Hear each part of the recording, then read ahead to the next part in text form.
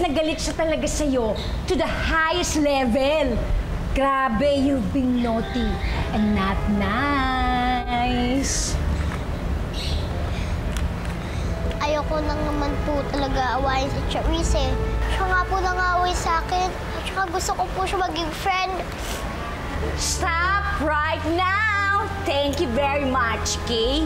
Naiirita nga ako, huwag ka nang umiyak, okay? Nalulungkot lang naman po ako sa sinabi ni Aling Katrina eh. Alam mo, huwag ka nang malungkot. At saka, huwag mo na lang ito sasabihin sa tatay Mateo mo, ha? Bakit po? Eh kasi syempre gusto mo ba mag-alala ang tatay Mateo mo? Gusto mo intindihin pa niya sa dami na niya inaasikaso?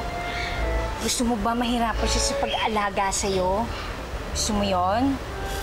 Oo, yun naman pala eh. Kaya punasan mo na yung luha mo. And smile! Yan, be happy na. Huwag ka nang malungkot, okay? Ay, so dali-dali naman pala maging motherly. Ay, naku. Matikman na ito. Okay? Smile! Yan! Ay, Mateo! Hindi yan pala kayo eh.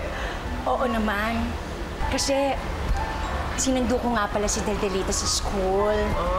Alam mo na, nag-volunteer ako. I volunteer myself. Sandali. Cherry, ikaw ang gumawa niyan? Ay, nako! Sweet mo naman. Of course. Kasi naman, si Deldelita is like a real daughter to me. And the father is... you! Hey, what do you wanna try? Deldelita. Ano? Sir naman. Kamusta ka ngayong school? Oh. Ay, bakit namumugto yung mga mata? Ha? Ikaw ba umiiyak? Napuwing yata yung mata niya. No? Napuwing ka, nakikita ko.